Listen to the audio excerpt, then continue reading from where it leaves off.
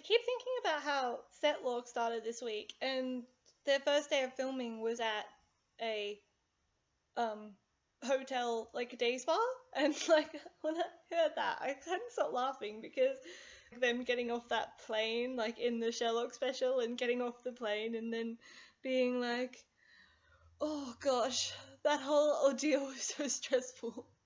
Let's all go get massages. I can so imagine Mycroft being like, I need a facial to rejuvenate my soul after you overdosed, Sherlock, because it was so hard for me, you know? Like, hello, I'm Mary, and my favourite show is Sherlock, and they started filming season 4 this week. And I'm very excited because season 4 is going to be amazing because there's just so many tints and things and so, you know, I had a rough morning and I'm going to talk about Sherlock because it makes me happy, and I'm going to talk about things that I would love to happen in season 4. So without much further ado and pomp and circumstance and blah blah blah, let's get right into it. Number 1 is anyone who follows my blog knows that I love Irene Adler, and she's like my favorite thing in the whole world. Is this how Sherlock feels all the time?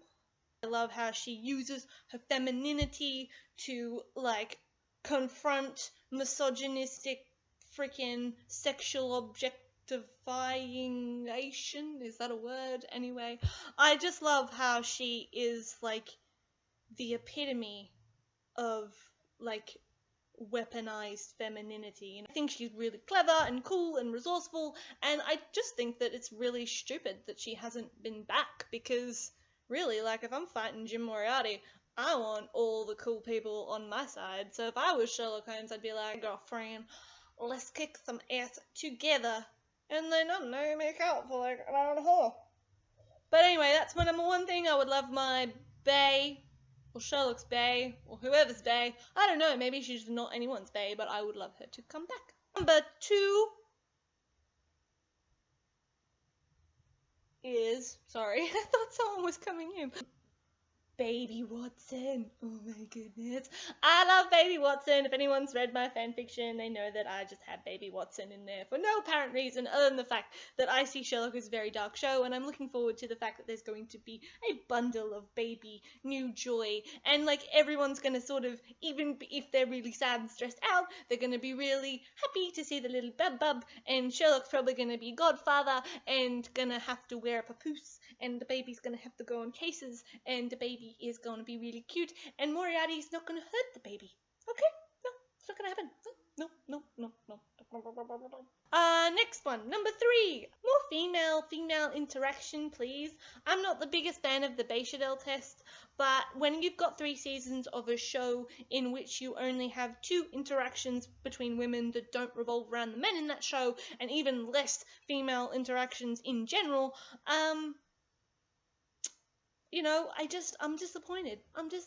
You know, especially when you've got such an awesome cohort, army of awesome female characters that are also different from each other. You know, you've got Mary, who's this really rad assassin, I ain't scared of no bitch kind of thing. And then you've got, you know, Irene Adler, who I've already gushed about, and you've got Molly, who is this amazing, her character development is so cool. Sally Donovan, like, you know, she's this woman, and she's like a sergeant, and she's in this man's world. Janine was Mary's maid of honor, but we never saw them interact. Like, that's so unrealistic. Like when women plan weddings, they are all over the place, talking to each other and getting excited. So, you know, I really want more female interaction, because I think where it stands at the moment, it's really unrealistic.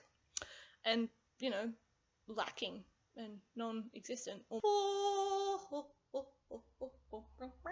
Like I said, Molly's character has really changed. So one of the things I would really like is them to show really how much she's changed. Like, and I think the best way to show us that would be a really psychopathic way, and that is making Jim Moriarty talk to her. Because I think that would be interesting, because when we first met Molly, she was dating Jim, and she was this timid thing that was still sort of fawning over Sherlock. She's not that woman anymore. She's very strong, as I pointed out. And I think the fact that Sherlock imagines her in his mind palace as this badass, like, I dress as a man so I can friggin' take on my career, and I don't take any of your crap, and I don't take any of anybody's crap. I'm part of the League of Furies. What up, mother effer? Sorry, I don't want to swear.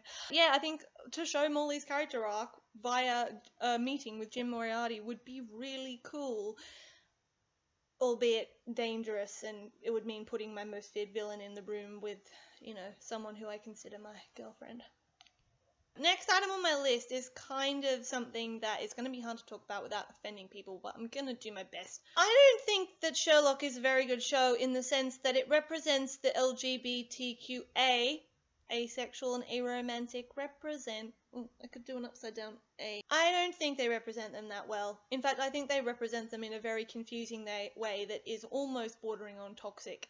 I get really annoyed how writers sort of go, oh, I want to appeal to, people who are queer, and I also want to appeal to people that aren't. So I will have a show that really revolves around these two men sort of having a really intense, intimate friendship that could be easily interpreted as a homosexual relationship, but then I will also have these two men in relationships with women, one of whom is a self-admitted lesbian, but still is in love with a man. Like, that situation is so messy that I actually, if I think about it, I think I get shingles. What we need is shows that are brave enough to stand up and go, yeah, look, two gay men, or yeah, look, a bisexual man, rather than go, ooh, they could be this, because I think that is just ridiculous.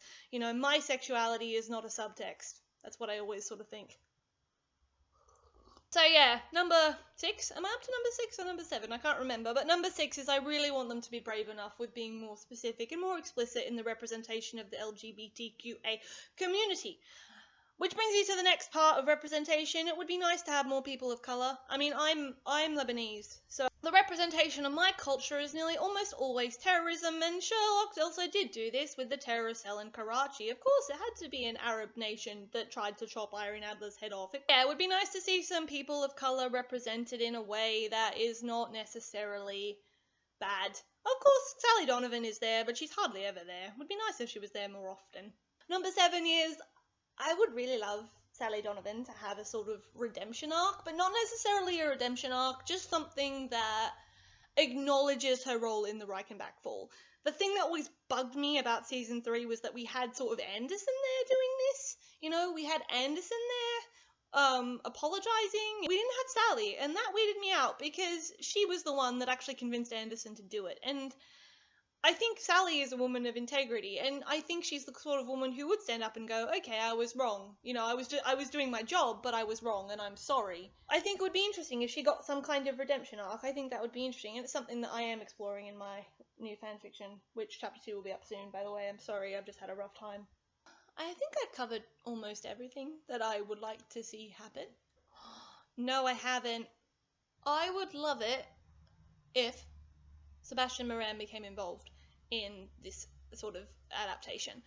I think Sebastian Moran has always fascinated me as a character because he is the subversion of John Watson in the same way that Sherlock is a subversion of Jim Moriarty. Jim Moriarty is essentially Sherlock but evil, and Sebastian Moran is essentially John Watson but evil. And I think John Watson being evil is a far scarier thing, because when you think about John Watson, he's a very caring human, very empathetic human, who is an army doctor, and he cares for all human beings, not just his friend Sherlock Holmes. And if you think about the subversion of that, in Sebastian Moran, he's a sort of AWOL turned hired gun vicious assassin for Jim Moriarty. That's a scary thought, I'm not as scared as the person who gives the orders to pull the trigger as the person who's willing to do it, willing to actually do it.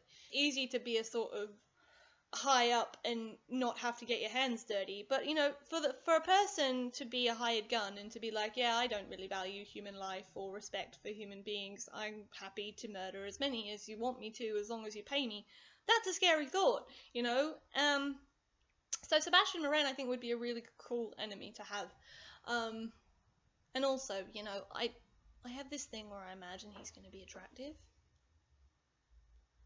Sue me, I don't know. But yeah, that's my wish list. Tell me what you want. That would be really cool. I want to find out what other people want in season 4 no matter how crazy. So comment or reply to the post. I don't know, but yeah.